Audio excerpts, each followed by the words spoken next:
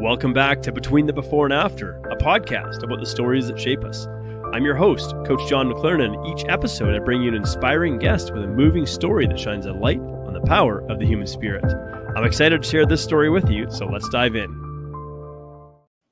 All right, welcome back to another episode of Between the Before and After. It is my pleasure to invite Amanda onto the podcast, and as always, I usually forget to ask my guests the correct pronunciation of your last name. Is it Zeine or Zeine? Zeine. Zeine. Oh, I had to, 4 tries to get it right. So, Zeine. Nobody ever gets it right. Yeah. Well, I usually try to be really proper with my language and get people's names correct and things like that. So, but this is the second interview in a row where I forgot to ask my guest the correct pronunciation. So that's a great foot to start the interview on. So, but welcome to the show. It's a pleasure to have you here. Thank you. Yeah. So tell us a little bit about what you're up to presently, and then we're gonna dive into your remarkable story and what you've been through. Okay. So again, I'm Amanda. I'm actually a pediatrician, not currently practicing. So recently medically retired from the military, lieutenant colonel. And I am basically a retired veteran right now. I am doing some vendor events with craft shows, and I have written 1 book and am working on a 2nd book. So very cool. Not currently able to work in my profession. So I'm just trying to keep myself busy so I don't fall back into a depression, basically. Yeah. And, I actually think it's really important that you mentioned that because, you have quite a remarkable story, and we're going to dive into that story. But I think it's also important to understand that there's like an after as well. And that is like navigating life after you've sort of dug yourself out of the circumstances that you found yourself in. So now, Lieutenant Colonel, I think the ranking system in the U.S. military is probably fairly similar to the Canadian military. Is that 2.5 bars? I'm an 05. Okay. So there's a difference. I have no idea. I'm trying to think of the officer rankings. I've worked with Canadians. I actually had an amazing, he was an orthopedic surgeon that I worked with when I was in Iraq. It was when I was in Iraq. I've worked with so many different nations in the different places that I've deployed. So yeah, I believe that. So let's kind of get into your story here. You said you could have always wanted to be a doctor. Is this something that you wanted to do like as a kid? Like this was like, from the time you're like, yes, I'm going to be a doctor. Yep. How early do you remember having this idea that you wanted to be one? I've never wanted to be anything else. I don't ever remember other than a veterinarian. I was either going to be a doctor or a veterinarian. And in high school, when we job shadowed for English class, I job shadowed a surgeon who... Oh, that's pretty cool. Yeah, it was awesome. It was really awesome. I got to scrub in and be right there next to him as a high school student. Well, he was I decided I didn't want to be a surgeon anymore because I didn't stand that long, and just it was just not for me. But interestingly enough, he ended up being the trauma surgeon who was on when I was in a bad car accident in high school, and actually saved my life. Wow. Okay. Well, one of many people who saved my life. I was actually taken to a small hospital, 1 chest tube put in, airlifted to the trauma center, and then he took over from there. So, well, now this is a detail that I didn't read in your bio here that you went. I may have forgotten to put that in. There's just so much. There is. Well, let's unpack that a little bit. So you're how old, and are you and you end up in a car accident that you end up having to. 16. Okay, and were you driving passenger? What was the circumstance? I was the only one in the vehicle, and it was February and black ice. And I was the third accident there that day. Yeah. And the way the snow was plowed, it was plowed up over the guardrail. So I kind of just went over the guardrail. And the way they reconstructed it, Hit I black hit a ice and tree, kind of flipped, like hit a tree, launched. flipped, and landed upside down in a cornfield down in a ravine below. So, whoa, that is crazy. Do you? I wonder, because in incidents like that, often like parts of the memory just like aren't really there. Do you have none. no memory of it at all? I have no memory of 2.5 days. Okay, wow. Some of it was probably the drugs I was on. They had me. They didn't expect me to live through the night. I had 4 plus. I don't know if you can see it. My scalp was detached from here all the way across. Oh man! Wow. The doc actually lifted it and put his hand. They had to dig glass out of the back. Whoa! Yeah, that is crazy. It was a pretty bad accident, but my head injury wasn't the main issue. I had 2 collapsed lungs, 4 broken ribs, broken clavicle, collarbone. And because of all the trauma of everything else going on, my head injury was really not focused on it. And really, it never, until I went to join the military and they said, wait a minute, you've had a significant head injury. And I had to get waivers to get in the military. And I had to get waivers to be on flight status in the military. Right. Yeah. Okay. Yeah. And so it never really, nobody really made a big deal out of it when I was younger, probably because it took me so long to recover from all the other injuries that brain rest was a given. Right. Right. I mean, so going into the accident, do you remember hitting black ice? Like, and then it just kind of goes blank from there. Not even remembering that. Okay. I remember backing out of my driveway, and that was on a Sunday. Yeah. Because my mom had gotten home at the same time I was leaving. So I remember that conversation. And then the next thing I remember is in the hospital on Tuesday or Wednesday. Okay. And like hooked up to all these tubes and and you come to and you're like, what the heck is going on here? Yeah. Well, nobody would let me look at myself. And then when they finally got a bunch of things off of me and all I had was an IV left, my chest tubes were out. And about a week later, I walked into the bathroom for the first time and I looked at my mom and said, I look like the Bride of Frankenstein. My hair was all sticking up and my eyes were all swollen. And yeah, it was, I missed about a month of school. It was my junior year of high school. Yeah, just a little bit there, having gone through that. Now, I wonder, having gone through like a trauma like that, but of course, not most of it is kind of like wiped from your memory, except for like, I guess, except for like the recovery.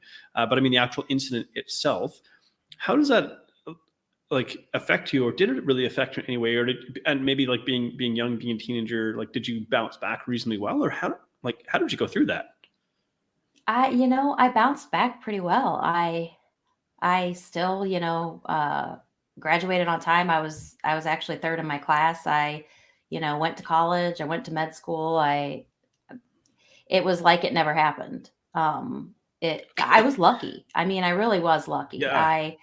A lot more could have happened, based off of the pictures of the vehicle. Oh yeah. It's crazy. But I was definitely super lucky. Unfortunately, it was a major head injury, which probably set me up for future head injuries to affect me more. Right. Yeah. So, and then you decide, okay, I'm gonna, after graduating high school, you had this plan, like you're gonna be a doctor. Was the plan to join the military? Because I mean, by joining the military, I guess your school, I'm assuming it gets paid for. Like if you qualify and you get taken in, like you get a full ride, so to speak. Kind of. I went about it back when I did ROTC in college. It was not a great deal. Now it's a much better deal. I did not get all of my school paid for. I still had student loans, mostly to buy the stupid books and my room and Oh yeah, board. textbooks are like such a scam in the age of Google. It's ridiculous, especially when you're pre-med. Yeah. But I never wanted to join the military. Okay. I was that person who told the recruiters at the high school, yeah, don't even bother talking to me. I'm never joining. I wanted to go to a private school. I was looking at it and it was pretty expensive, and my parents didn't really have the money. And my mom met, and I still know his name. His name was Major Jaco. And he talked my mom into this scholarship for ROTC. I was like, yeah, whatever, I'm never going to get it. And ROTC, is that like Reserve Officer Training Corps or something like that? Reserve Officer Training Corps. Basically, you play military. While going to school. We had physical training 3 days a week. We had a lab every Thursday morning that was about an hour and a half, hour 20 minutes, where we did different things. And then the summer between your junior and senior year, you go to camp, which is nothing like basic training. It's not. Yeah. It was hard in aspects, but it was not basic training. Right. It's different. But I found basic training to be like a lot more of like a mental head game than anything else when I went through it. Yeah. I think it really probably is. I did not do basic training. A lot of people will do both. People that are already enlisted. One of the guys I was in pre-med with was already in the National Guard. So he was doing National Guard. He'd already been through basic training, and he had his school that way. And then we ended up both going on to med school, and then ended up being at the same hospital working together. It was just funny. We were together multiple. We just kept running into each other. Right. Yeah. Now, I guess I'm curious still, because my mind's still thinking about this crazy car accident that you had. Were there any, like, I mean, I guess we can sort of see some foreshadowing in terms of your future head injury, but at that point in time, were there any like lingering physical effects at all that you noticed? Like, I mean, if you had two collapsed lungs, like multiple broken ribs, your scalp being sheared and glass being dumped down the back of your scalp, all that kind of stuff. But there was no real like breathing issues or anything like that hindered you at all? Well, I played the saxophone, and the one thing they told me was start playing your saxophone as soon as you can, because that is going to help your lungs more than anything. And right, because you got to be able to like hold air and control I played trumpet, which was because I had less keys than a saxophone. I was like 3 is easier than all those buttons. I can't do the trumpet. I can't get the embouchure, it was called. Yeah, the French word for like the shape of your mouth. Yeah. Yeah, not for me. But yeah, I played the saxophone, and at the time I was actually playing tenor sax. Okay. And so my band director. What's that? Oh yeah, normally people I think of the sax, think of the alto sax, which is kind of like the standard size one, if you will. And the tenor sax is a bit bigger and deeper, and requires more air to go through that instrument. My band director actually built me a stand, and whenever we had a concert, or we actually played in Disney World a month after my accident, and I wasn't able to do my show choir routine, so I wore the dress and got the pictures, but I just watched everybody else do the routine because I couldn't obviously do it. I missed a month of school, and no. But my band director made this stand that one of the other people would carry my saxophone, and one of the other people would carry the stand, and they'd set it all up for me so that I could play. Yeah. That's pretty cool. That's awesome. Yeah. Yeah. Good people in your life. So, and we'll come back to now, you've enlisted in the military, you're going through, and it was because of, was it Captain Jaco? I forget Major Jaco. Yeah. I didn't think I'd get the stupid scholarship. And then I get this letter in the mail that I got the scholarship. And so it was a 3-year scholarship that paid for my tuition and so much on books and whatnot. And they said, well, hey, we'll give you a 1-year state scholarship and you have a year to decide if you want to take this scholarship. And honestly, I started ROTC and I absolutely loved it. The only people I still talk to from college are the girls that were in ROTC with me. I still keep in contact with them. So when you were going through college and pre-med, were you just at like a standard, you weren't at a military college or facility? No, just a state school. I went to Illinois State University. So I had to, I was commissioned at the time I graduated, but I was commissioned into the Medical Service Corps, which is not the same as what I was eventually in. It's like I would have been in like an ambulance platoon, or I would have been, I wasn't a doctor, you know. So I got commissioned, but I also, in order to go to med school, I had to get into med school. And then I also applied for the scholarship for med school. And then I had to apply for an educational delay. So once I got all three of those, I could go to med school. So you had quite a journey to becoming a doctor.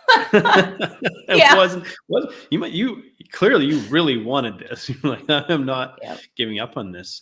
So I guess when you're in the medical corps, I don't, this is probably not an exact parallel, but you sort of equivalent to a paramedic at that point or something along those lines? No, you're more like almost like administrative type. Medical service corps. There are different jobs in it. But because I had just branched straight out of school, I probably would have been the leader of like a platoon or something like that had I not gone on to medical school. Yeah. So then you get accepted into med school, and you know, was it everything you thought it was going to be? Like, did you find yourself like, wow, this is amazing, this is awesome? Like, what was that like going through? Because a lot of average people don't know a lot about med school. We're like, oh, okay, cool. You decided to be a doctor. Okay. It was horrible. The honest truth comes out. It was hard. So when you go to a school of 300 people and for high school, and then you go to college, you get your first C ever.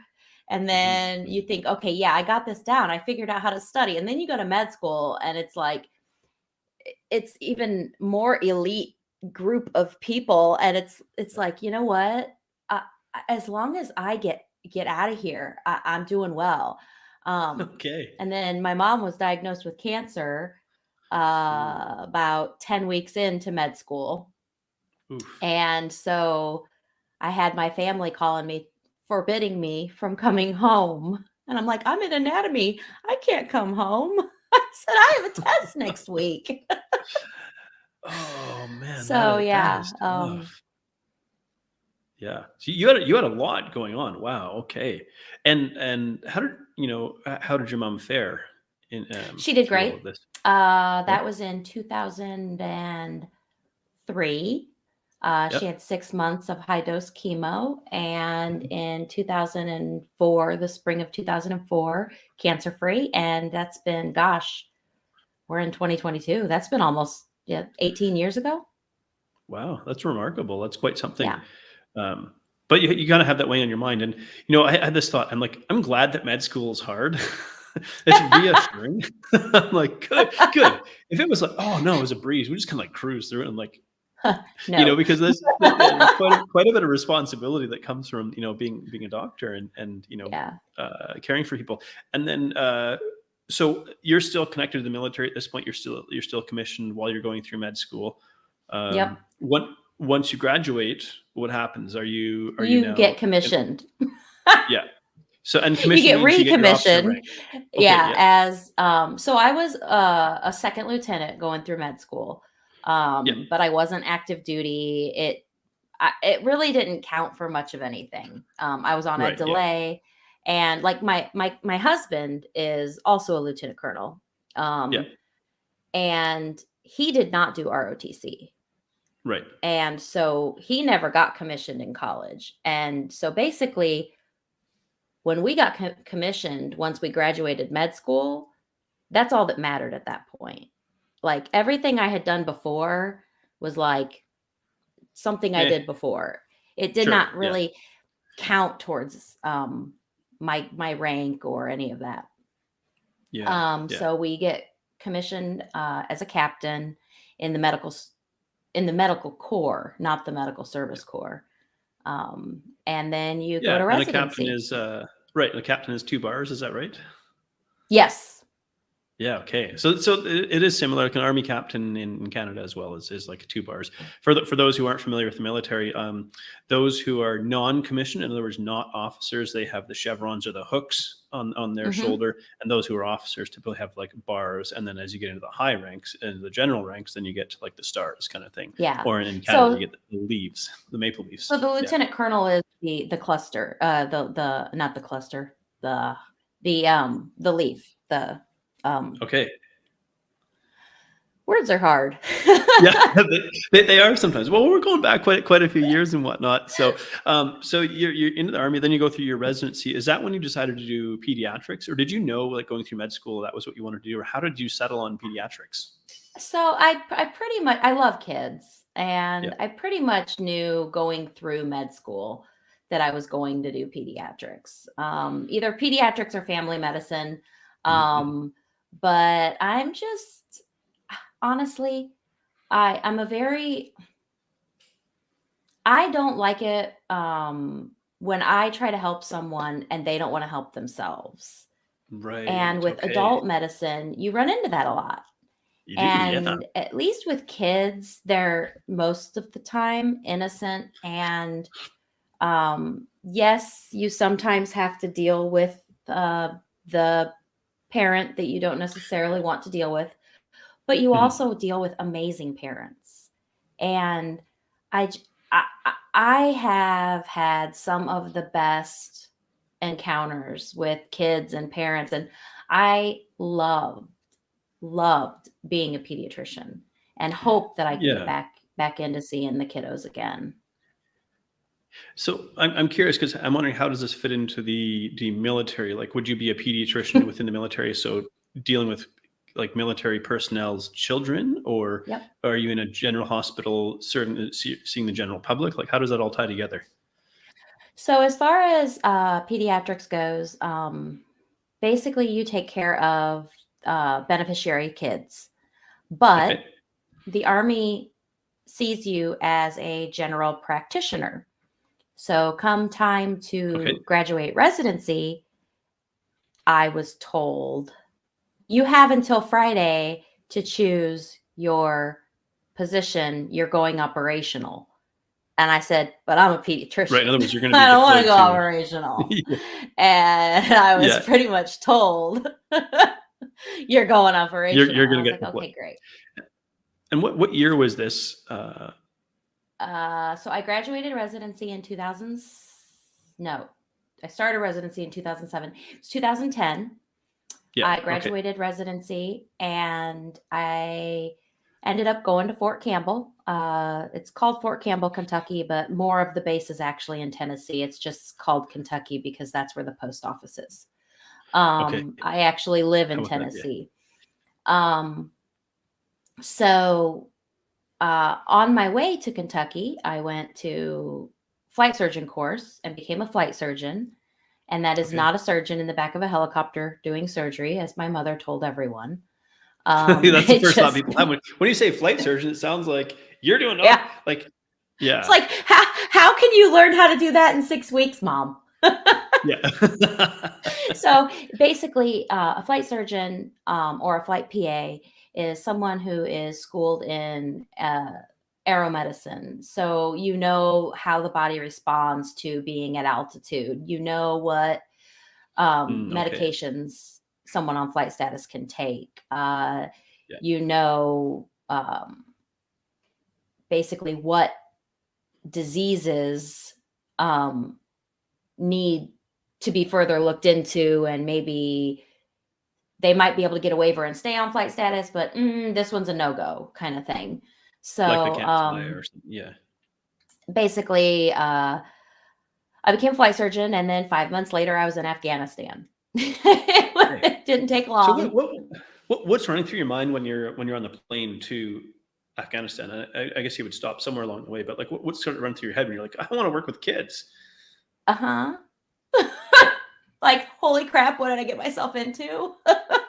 Yeah, I mean, I joined the military, and now I'm getting deployed to an active theater. Right, right. It's like, And well, and when you join, it's like, oh, you'll never deploy. Oh, we'll never. Oh, and then, but honestly, looking back, as much as I didn't want to go operational and take care of soldiers, as much as I didn't want to deploy, it is the best thing that could have happened to me. It made me see, working with soldiers made me see the real army. Like, and I know some people say aviation isn't the real army, but the line units say that because they say yeah. aviation has it easier.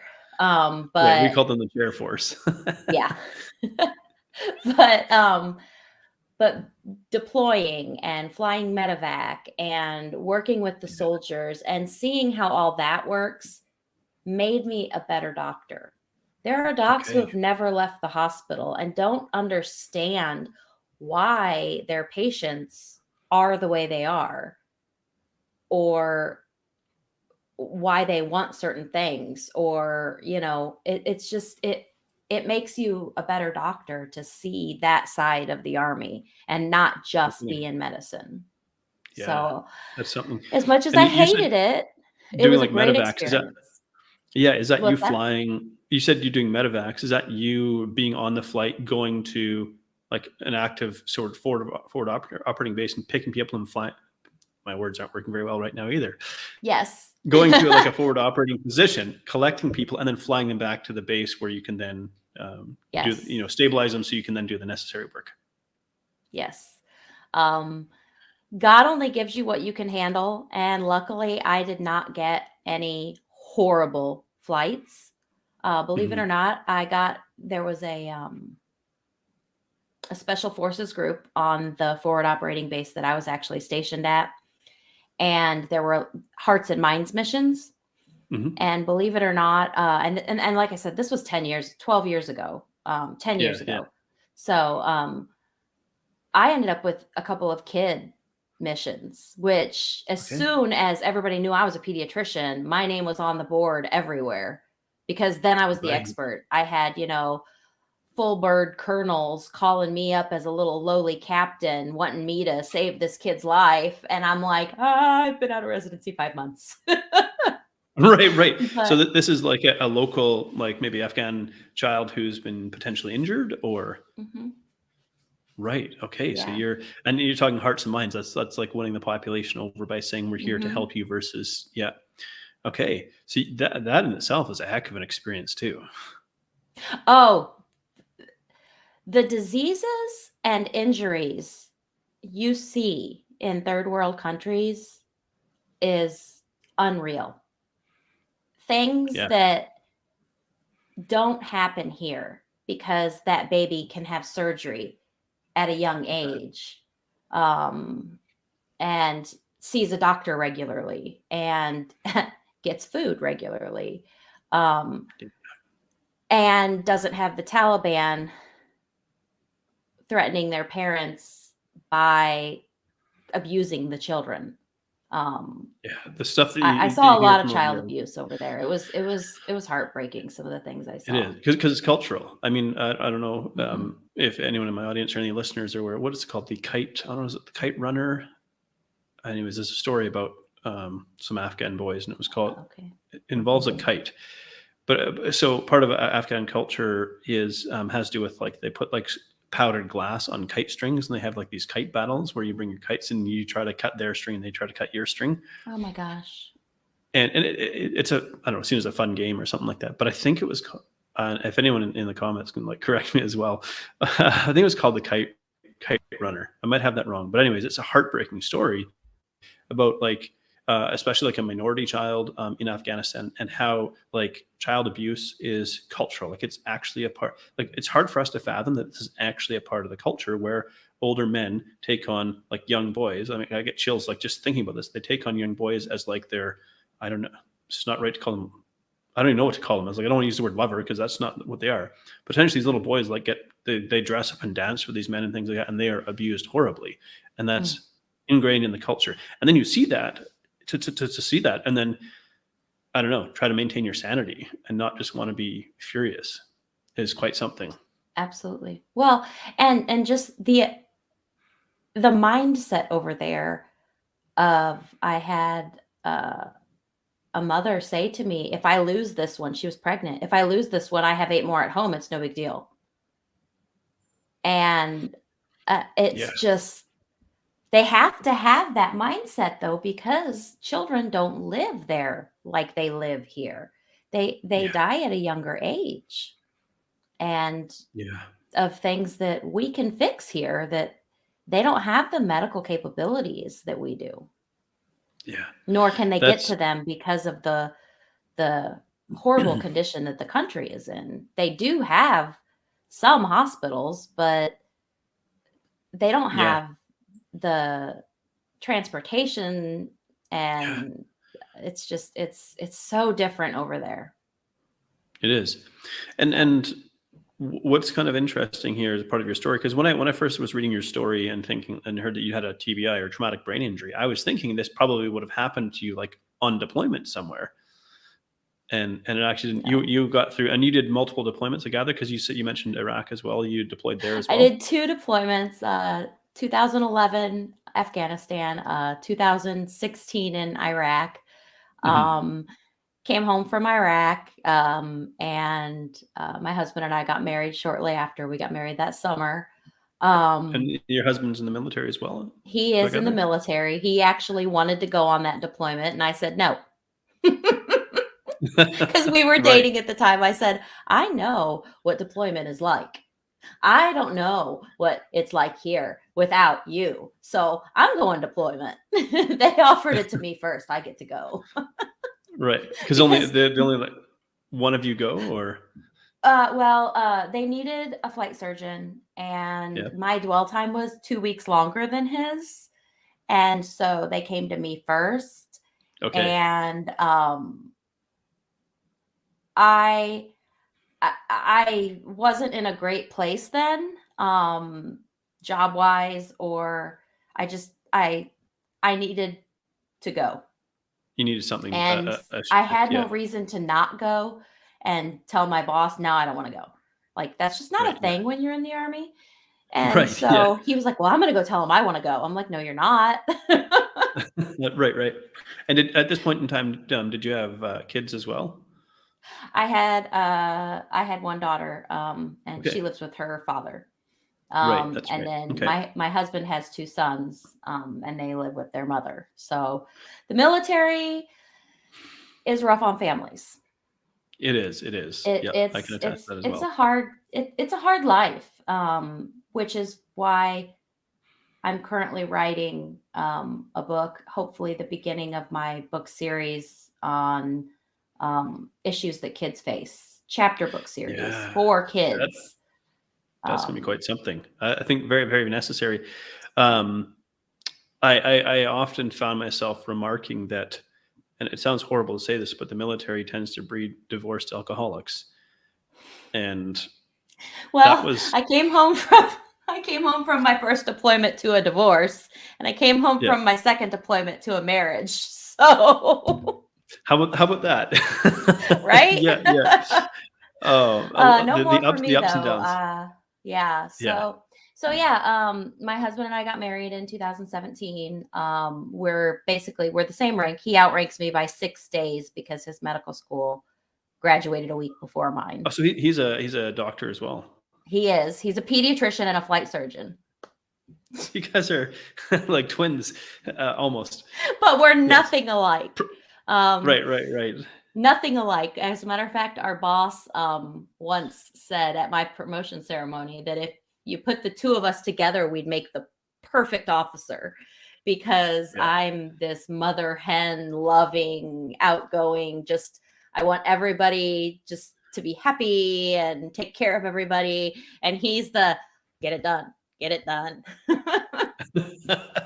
Yeah.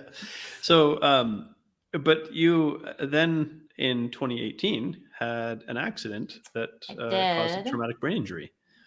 So all the kids were here for Christmas, and we went ice skating, and I fell twice, hitting my head very hard, my husband says. I don't remember hitting it the one time. I only remember hitting it the second time, but it was pretty hard. It knocked my glasses off my face, and I didn't even realize they were gone. I was like completely out of it. So he got me off the ice. He tried to take me to the ER, and I said, absolutely not. You're deploying. And because he was getting ready to deploy, it's family time. We paid for you guys to ice skate, finish ice skating. And then after that, he just watched me, took me home, kept an eye on me. Like I said, like 5 days later, he deployed. And then luckily he has family local. I would not have gotten through without his sister and niece and nephew and mom and dad, and his sister's partner. He would come and pick me. He would come and she'd be like, "Go pick her up," and I'd lay on the futon. Yeah, like at what point in time did you recognize like this is more than just like a concussion kind of thing? Like this, there's something like there's now a deficit here. Well, before my husband even deployed, he told me I had post-concussive syndrome. I was like, man, I have a headache. I'm going to take some Excedrin. He's like, you've had a headache every day since you hit your head. You have post-concussive syndrome. You need to go see a doctor. I'm like, I'll be fine. Right. And I went back to work. And then about a week later, I had him nagging me for my rack that I needed to go to a doctor. Finally, I was like, fine, I'll make an appointment. Well, then I nearly passed out at work. Because I got dizzy. Went to the doctor and he said, yeah, you're supposed to be on brain rest. And I said, but I can't. I was chief of pediatrics at the time. I told him, I can't. If I take myself off the schedule, somebody else has to work. And it's, Christmas break and I can't do that. That's just, I can't. He's like, you will give me at least 48 hours. And you're getting a CT. And I said, I don't have time for a CT. He's like, find somebody to cover for you so you can get the CT. Doctors are the worst patients. Yeah. Right. Because you think, because I have this body of knowledge, I'm an expert in this. Like, you know what, I can handle this kind of thing more than the average person can. Well, that, and I'm like the mother hen. Like I take care of everybody else. And one thing this head injury did for me was make me stop and realize that I have to take care of myself. But it took me a while. A month in, I was still trying to run the clinic from home. My boss made me name an interim chief. 3 months in, he made me step down. I was bawling. And he assigned me to the Warrior Transition Unit or Warrior Transition Battalion, which is now called the Soldier Recovery Unit. It's basically they move you there so that they can fill your position, which it never ends up getting filled because they're not going to move somebody until it's time in the cycle to move them. Right. Yeah. But I wasn't counting against anyone's books. And I also couldn't work until they allowed me to work. Right.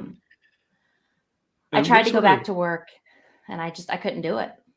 Yeah. What sort of, I guess, disabilities emerged from this? Because in the beginning, it seems like you were trying to like carry on, but obviously with the TBI, like some sort of deficits kind of emerge. And what was happening for you? Yeah. So migraines, horrible migraines. I had to keep a diary for my neurologist, and the first 8 months I had 2 headache-free days. It was horrible. I'm finally on a pretty good regimen. Last month I had a bad month because I had some other health issues. But this month I haven't had any, knock on wood. Because I have a pretty good regimen now, but I mean, this is 4 years later, that I finally have it and I still see a neurologist every 3 months. But dizziness, and just unsteadiness, on my feet, attention issues, concentration issues, and Do we know like what part of your brain was in particular was affected? it's hard to say because all of my imaging and everything was always normal. Right. Um, Okay. Interesting. but likely frontal lobe, just because of some of the things that have changed.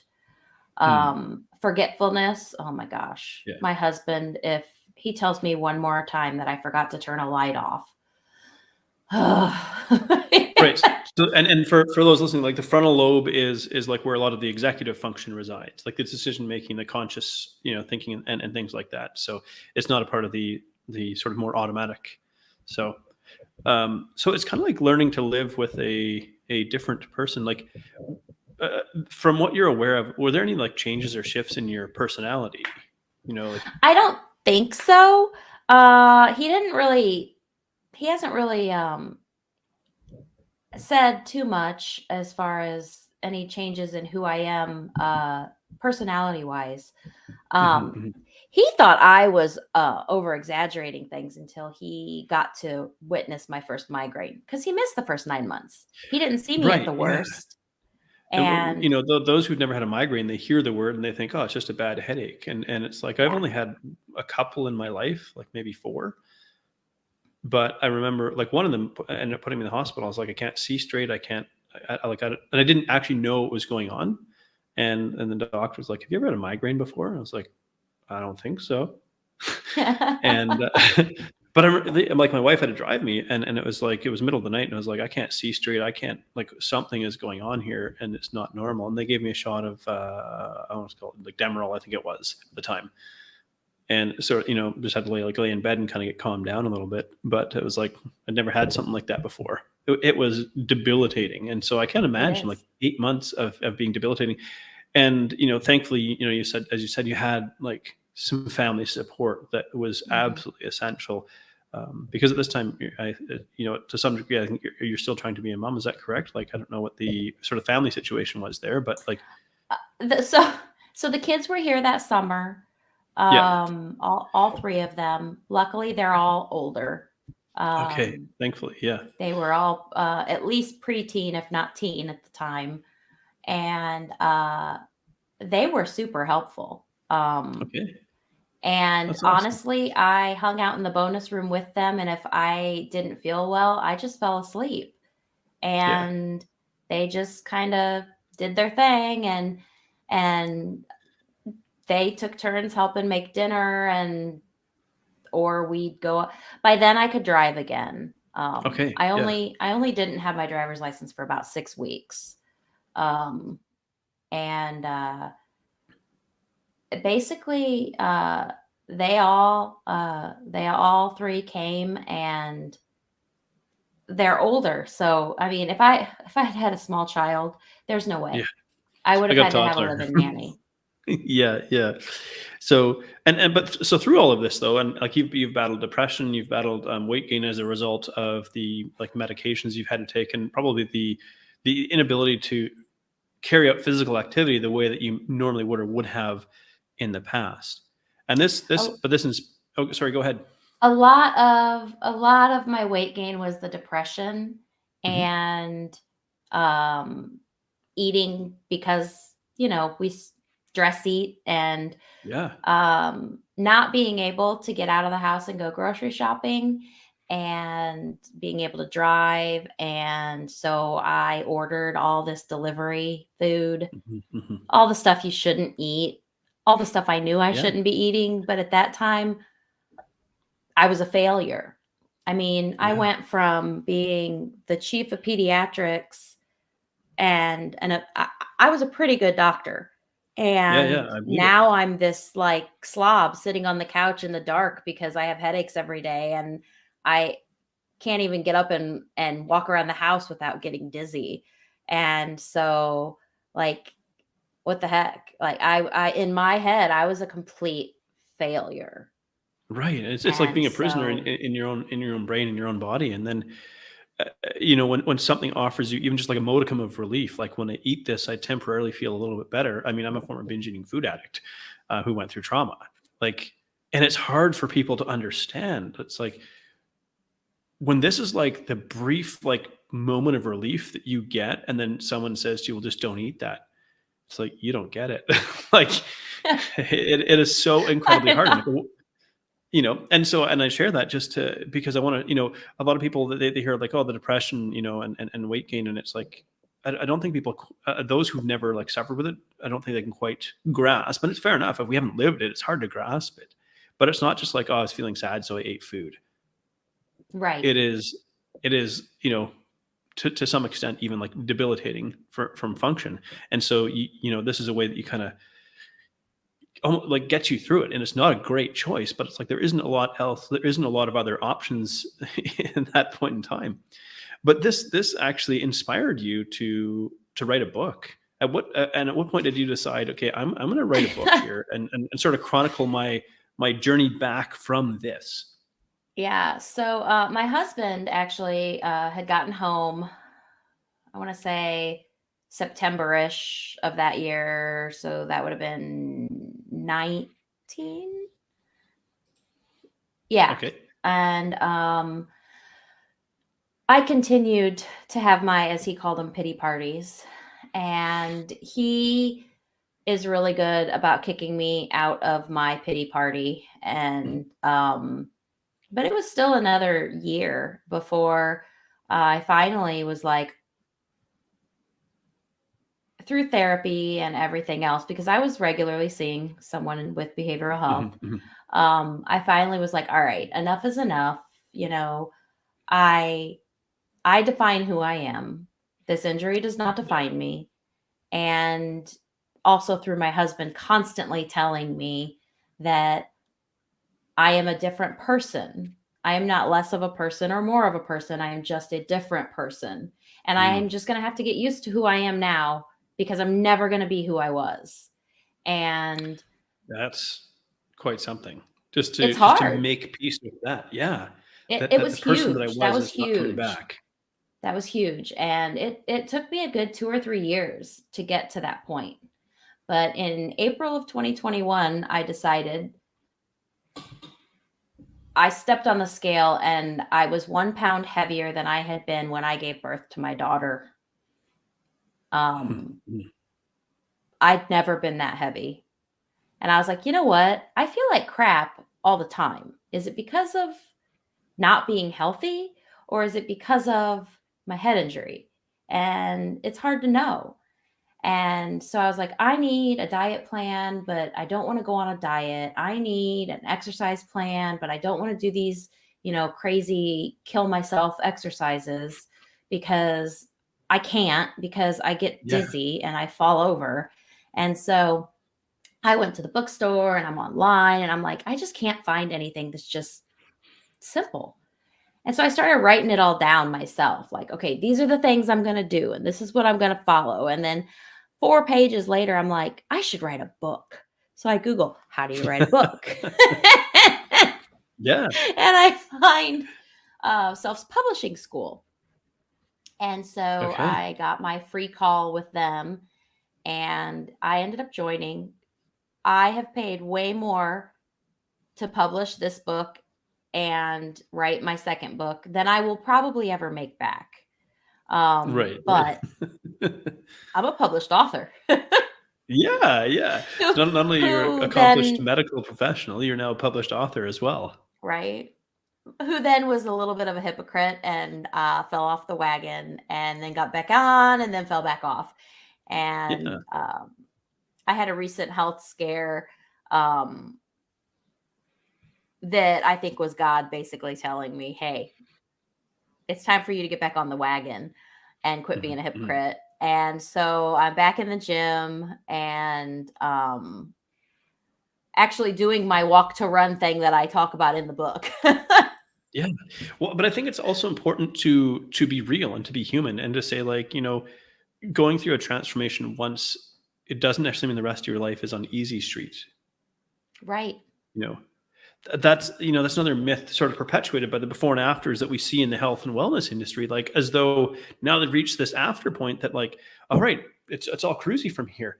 And that's kind of what gets sold. And it's like, well, no, when I work with people, I try, my thing is I want to help you become what I call SLIM, but it's SLWM, successful long-term weight manager. Understand that this is a long-term health condition that you have to manage for the rest of your life.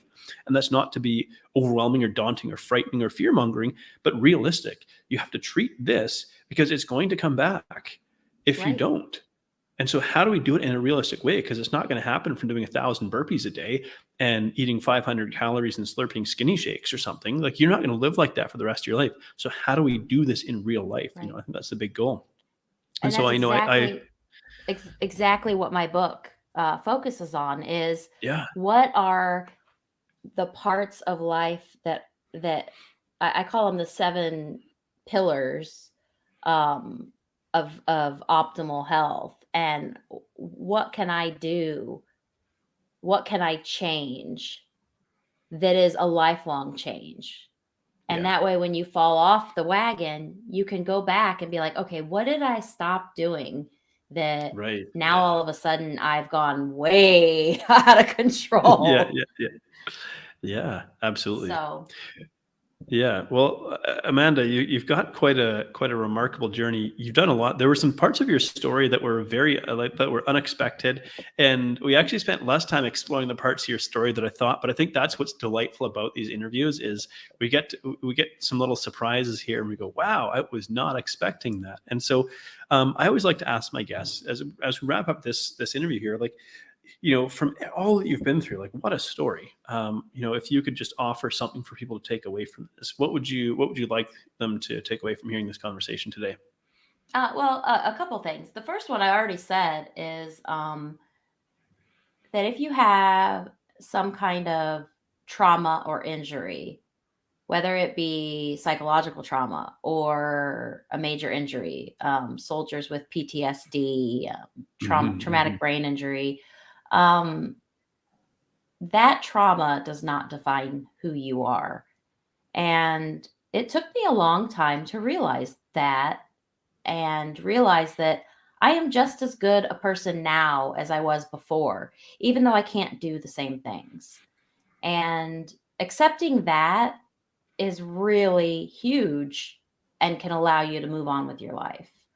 And then the other thing, when it comes to, like I was saying, so this is I'm going all back through it again because I fell off the wagon. But a lapse in what you're doing, whether it be exercise or trying to eat healthy or whatever plan that you're doing, a lapse does not mean you have completely relapsed.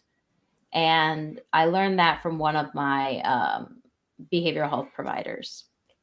You can make a mistake. You could eat that chocolate cake today and not go back to eating all bad stuff.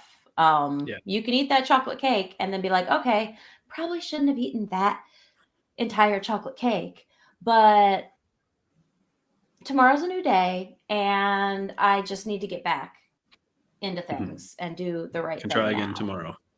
Because tomorrow's a new day.